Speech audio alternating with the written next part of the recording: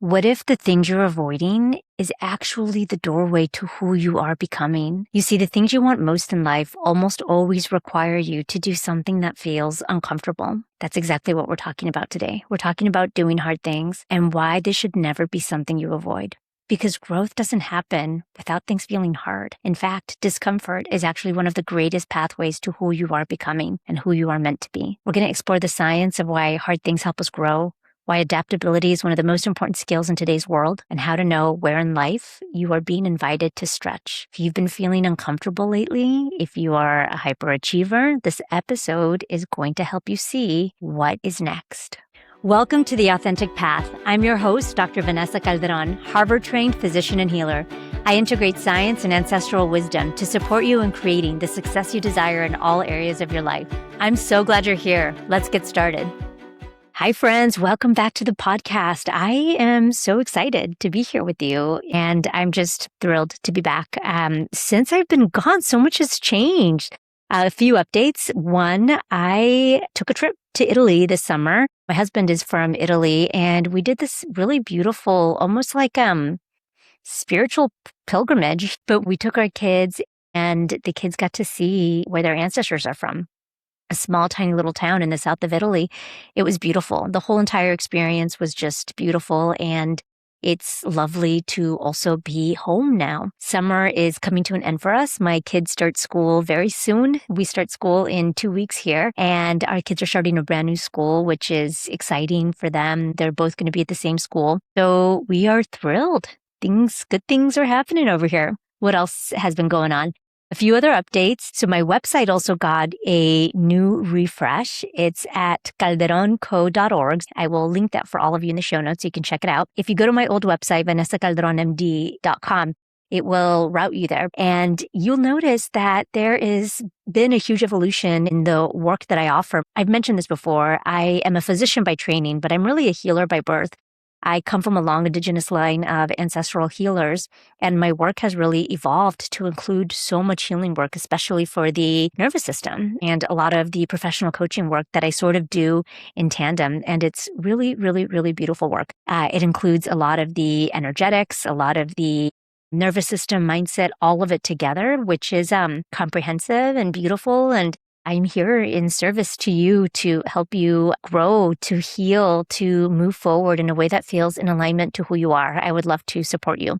So today we're talking about the importance of doing hard things, why it's important to do hard things. So where did this come from?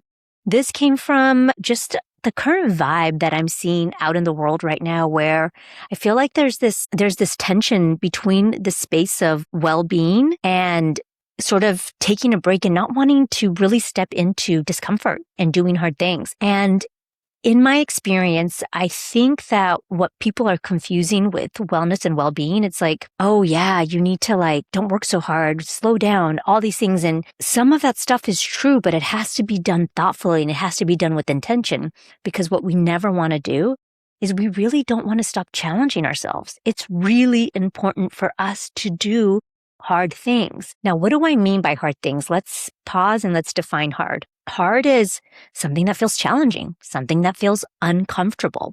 So what feels challenging and uncomfortable to you? So it could be physically challenging, training for a marathon, lifting weights. That's what I'm currently doing these days, as I'm in my mid-40s right now, and I am going hardcore at weight training. I've always been an athlete. I've always done a ton of cardio, and I used to lift a lot of weights back in my younger days. And then I focused a ton on cardio because once I became older and I stopped playing sports, I started running marathons and half marathons. And I am back to weight training hardcore right now because building muscle is really important for women as they get older, for everybody, but especially women. So something that's physically challenging could be what is hard for you. It could be mentally challenging. And, just silly examples, doing crossword puzzles every night, something that's mentally challenging, like solving Sudoku puzzles, but also coming up with a new operating system at work, coming up with a new marketing plan, that could be mentally challenging. I have a client that works with global marketing, and that's challenging, coming up with all these new systems. It could be emotionally challenging. So what's something that's emotionally challenging? A difficult conversation. So many of us avoid difficult conversations because they're difficult and they feel uncomfortable for us. And A lot of people have a narrative or a story that they don't like conflict or that they're conflict averse. And that is something we get to change. Sneak peek at a podcast episode coming up. But difficult conversations, it could be growing in relationship. So maybe it's you have a child who's going through their teenage years, and that is challenging. So it could be growing in relationship. Maybe it's your significant other relationship. Maybe it's your relationship with your parents that requires some healing, or with your siblings, or new friendships. So all of these things require something uncomfortable. It requires us to stretch into versions of us that we have not yet been. And I'm going to give you one more example, because I talked about a lot of personal things, physical, mental, emotional, but also in leadership. So in leadership, what are some ways that we stretch ourselves in leadership? I think a lot of the ways that we stretch ourselves in leadership have to do with our interpersonal relationships with the people that we lead. For example, when we have a very strong performer, it very rarely requires us to grow, because the high performer is doing the work and it's awesome. But when we have an underperformer, that requires a lot of leadership growth for us. It requires us to hold somebody accountable, maybe put them on a performance improvement plan, maybe give them honest feedback. And that is always uncomfortable. So if you are a leader and you are realizing you have some underperformers and you've got to hold them accountable and it feels hard to you, I'm just going to tell you, you're not alone. That's hard for everybody. I've coached hundreds of leaders. It's hard for everybody. It's so hard that people don't do it. They avoid it. They kick the can down the road until somebody else has to manage that person. So I'm just naming that because it's part of growth. It's part of discomfort, and that's really important. Okay, so why is it that we want to grow? I'm going to go into some of the science and the data behind why growth matters, and then I'm going to talk about where we focus our growth. Where do I know where I should grow next? In case you're kind of curious about where you should grow next, we'll talk some about that at the end. So why is it that you want to grow? Again, every time you do something hard, you are essentially growing. Whether it's your muscle mass, you're lifting weights, and lifting weights is hard, so you grow muscle mass. Whether you are upskilling because you're learning something new, you're getting better and better at crosswords, for example, or better and better at some operational skill, or maybe it's your intimacy in a relationship. You are improving, you're growing in your intimacy or in your leadership. One of the most beautiful things about the human body and the brain is that the body and the brain are designed to adapt, and adaptability is so important. One of the central principles of the physiology of human physiology is this concept of adaptation. So whether it's your muscles responding to resistance training, your cardiovascular system, your heart adapting to endurance training, or your brain rewiring through neuroplasticity, this type of challenge essentially creates adaptation. And without adequate challenge, there is very little adaptation. And adaptability really, really matters. I'm going to talk about that. I'm going to talk about why in a second. Okay, so when we do something hard, we grow. And fundamentally, the concept of growth is important. Okay, so on this three-dimensional plane that we're living, so walking, talking, the five senses that we have. So on this three-dimensional plane, and I call it a three-dimensional plane to differentiate it from sort of the five-dimensional spiritual plane, which I will also talk about. But on this three-dimensional plane, growing and doing hard things really matters for a lot of reasons. Number one, it keeps the mind nimble and resilient. What I mean by that is it helps us protect against dementia, against Alzheimer's. It helps us protect against becoming older and being afraid of things. So something that often happens is as we get older, we sometimes contract. We contract and we, for example, don't want to travel anymore. All of a sudden, things feel hard. Traveling internationally feels hard now. All of these things start to feel hard. And the more and more we allow things to feel quote unquote hard and not do them, the more we contract as we get older. You might know people that they just don't want to do things anymore. After a certain age, 60s, 50s, 60s, they just don't want to do things anymore. They'd rather not take that trip. They'd rather not do X, Y, Z. So that is something that can happen. It happens often. And the way we keep our brain resilient is doing the opposite, is by continuing to approach growth with a growth mindset, with a positive mindset, as opposed to like, it's too hard. Hard is good. Hard is good for us. So I said it protects against dementia and Alzheimer's disease. So we know from research that lifelong learning and regularly engaging in cognitively demanding activities, again, like doing a crossword puzzle, doing Sudoku, having conversations that stimulate your brain, those types of things create cognitive reserve. Cognitive reserve helps your brain compensate for aging And it's also been associated again with lower risk of dementia. So I think that's really important. It helps your brain become more resilient. So growth and doing hard things regularly is going to help our brain become more resilient. And this doesn't have to be something that's incredibly challenging. It could just be something different, something like I'm going to decide to learn a new hobby. I'm going to try to play a new musical instrument. I've always wanted to learn the piano. I'm going to teach myself how to play the piano. All challenges are good for your brain. Even, I remember a girlfriend of mine when I was really young, we were in high school and we lived near each other. So we used to give each other rides to and from school. And one day on the way home from school, she took a different route. And I was like, where are you going? And she's like, oh, when you take different routes, it stimulates your brain. We're in high school here. And I think about that a lot because it is so true. And she was already thinking about that in high school.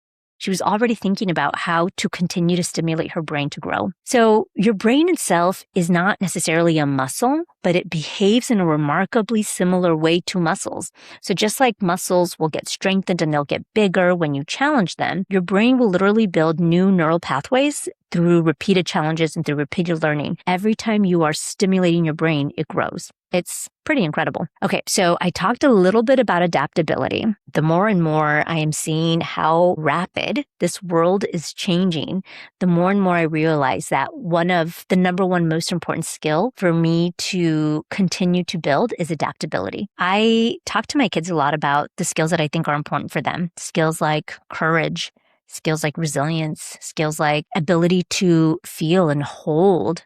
Like emotional capacity is what I call it, but the ability to feel and hold difficult emotions. So resilience, courage, emotional capacity. And this is the last one, which is adaptability. So adaptability really matters. Think about this world and how rapidly it is changing. I mean, AI is like quickly adapting all of the time.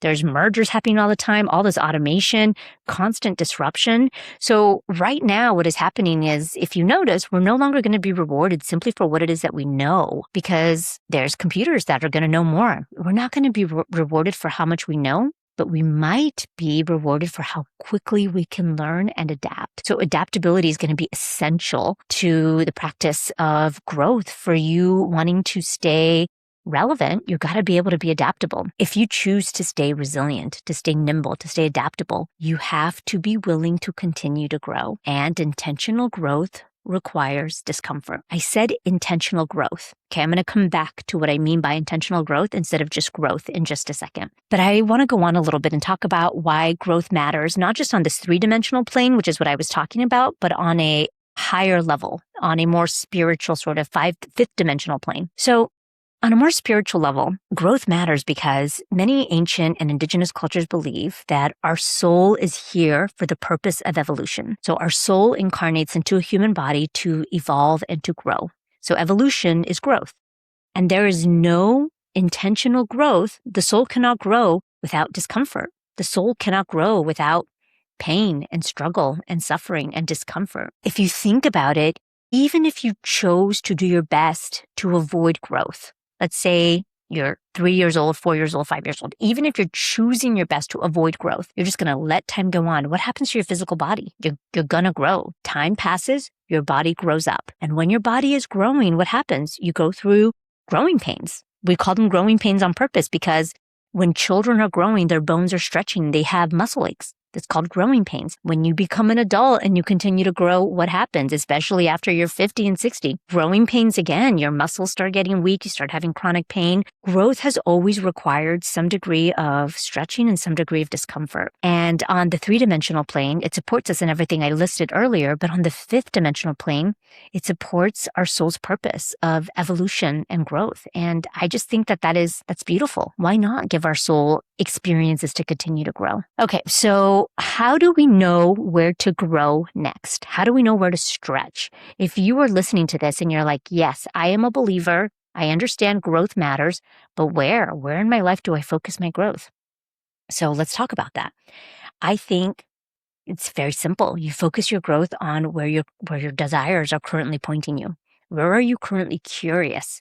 Where are your desires pointing? What is calling to your heart? And I'm going to talk more about that, but before I do, I want to talk a little bit about intentional growth. And this is because I know many of you listening are achievers. You like to do hard things. Working hard has never been your problem. And many of us carry a wound that is called the hyperachieving wound. We're not just high achievers. We are achievers beyond others, like hyperachievers. And I call it a wound because when you are a hyperachiever, what has likely happened is you have somebody that has an innate ability to be ambitious and to want to grow and to achieve. And then somewhere along the way that gets muddied and coupled with the need for external validation, with the need of feeling worthy. So we've tied our worth, our identity, our need for validation, even for some of us, our definition of success to our ability to achieve. And what that creates is an attachment to achievement. When we create an attachment to achievement, that means that our growth sometimes is not intentional. Our growth is coming from a wounded place. Now, if you are resonating with any of this, that's okay. I want you to know it's okay. You're not alone. In fact, this was me forever. For many, many years, I was a hyperachiever.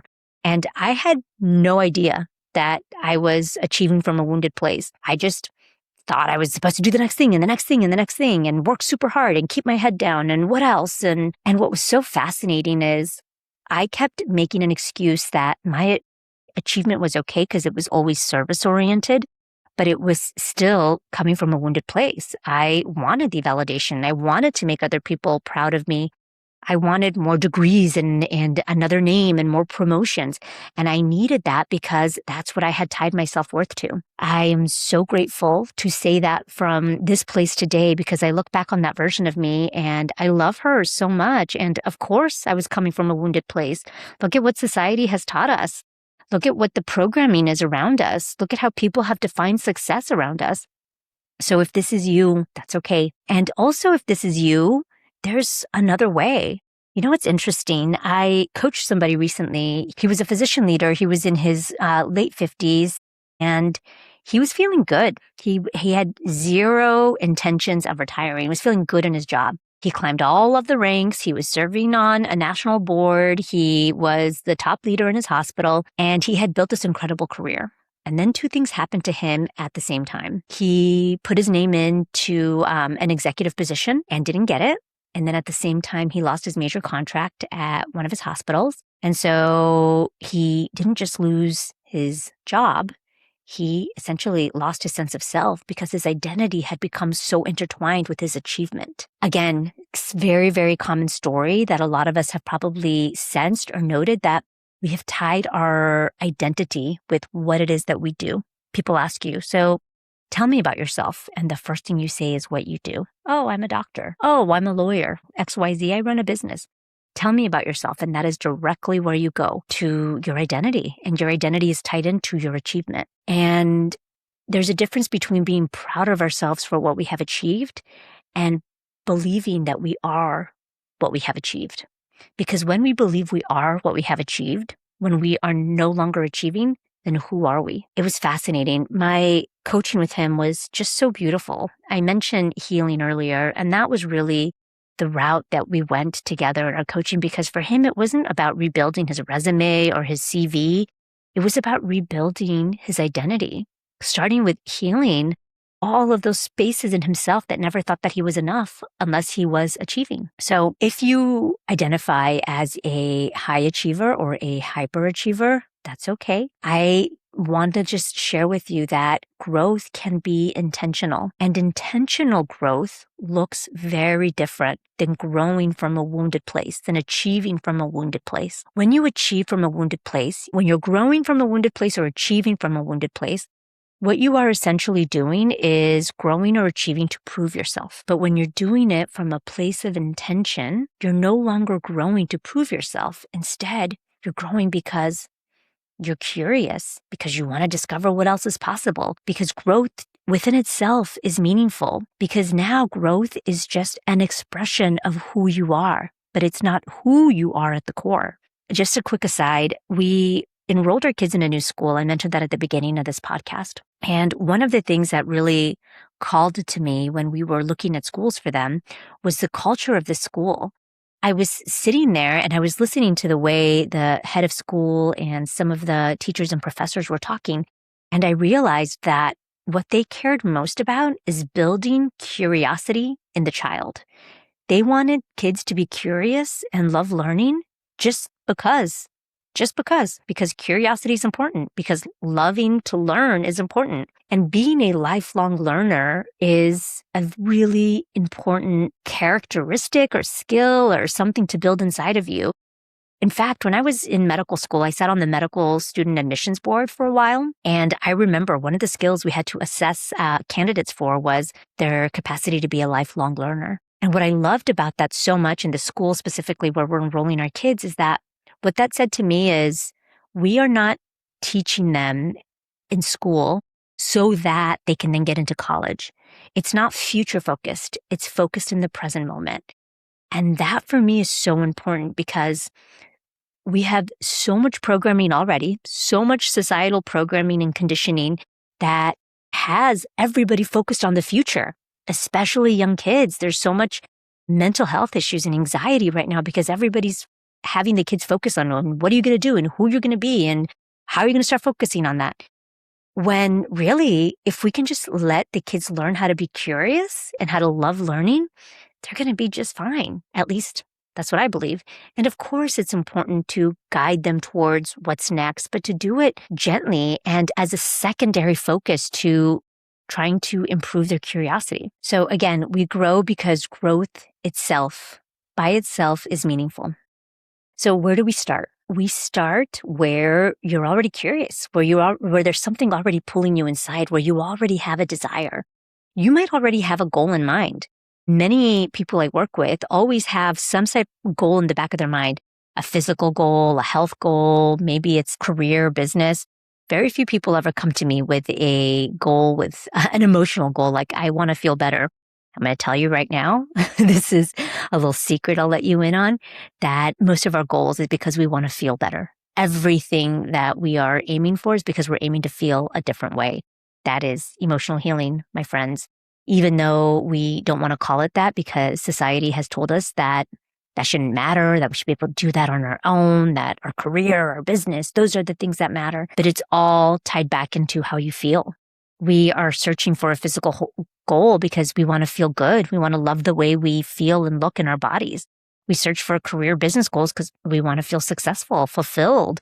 We look for goals in relationships because we want to experience love. And I guess I'll just say that because wherever you are currently being pulled, there's no wrong answer as long as it's coming from a place of intention. So check in with yourself and ask yourself, what am I currently curious about? Where am I currently being pulled?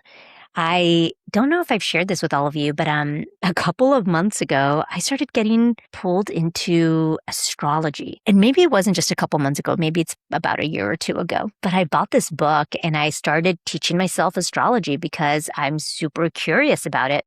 I've always been tapped into and connected to the cosmos, but this is at a higher level where I am just so curious about all of it, about the planets we can see, the ones we cannot, about everything, how everything is related, the planets, the houses, the seasons. And so I've been doing some deep diving over the last year or so, teaching myself astrology, and it is incredibly fascinating. So you get to choose what it is that you are being pulled towards and ask yourself, if you have a goal, what is it about that goal that is driving you there? Because you want to make sure you're coming from a place of intention.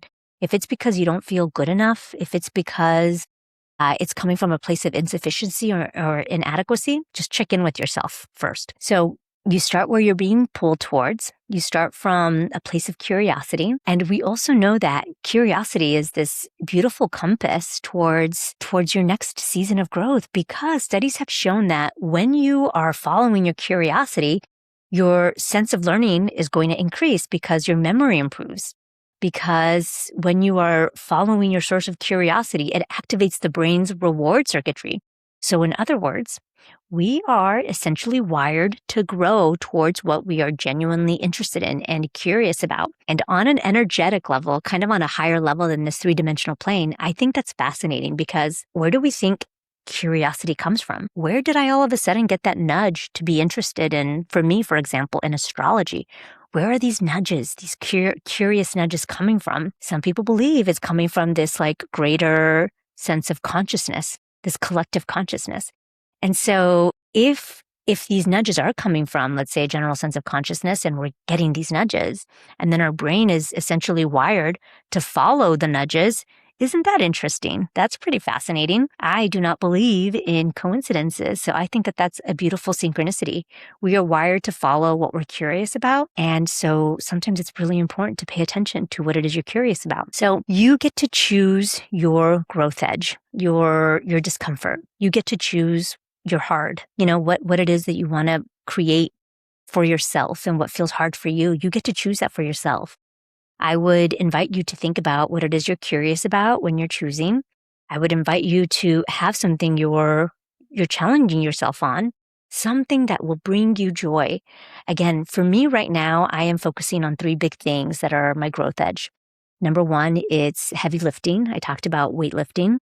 I have a really solid routine right now where I'm at the gym 6 days a week right now, and I am adding in, I'm not asking any of you to do this. I'm just really proud of myself for doing it, because for a long time I was working out probably about 5 days a week and really wanting to have more intentional weekends. But I've had so many thoughts about working out on the weekends because I used to work in my job so much that I felt so guilty doing anything on the weekend that wasn't at home and with my kids. And now I've had such a huge evolution, so much growth, that I can come from a place of intention.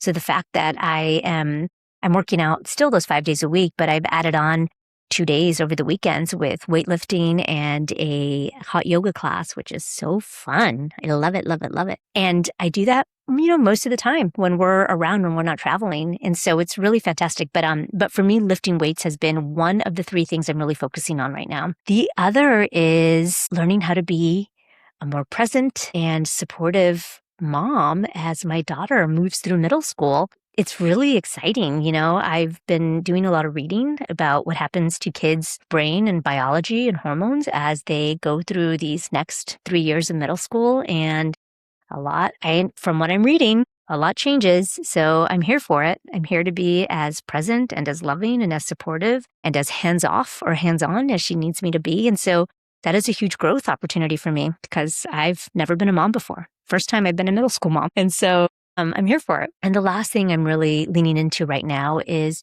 really expanding what it is that I offer to the world, what I offer to you as my clients, which is so much more healing. I'm really transitioning the coaching practice into a center of excellence for healing that integrates coaching with this deeper transformational work that speaks to the nervous system and also the energetics. And I've been doing that sort of without that title over the last 5 years, and my clients have gotten incredible results. You'll see all their results on the website because all their testimonials are on there. But I feel so, so grateful that I've been guided in this direction, that I've listened to my intuition, that I continue to follow what it is I'm passionate about, and that I've been able to create this in a way that can be in service to the world. Because again, I believe my soul is here to evolve, go through its own evolutionary process. And at the tip, if you think about Maslow's hierarchy of needs, the very tip of Maslow's hierarchy of needs is the sense of, what is it called? It's called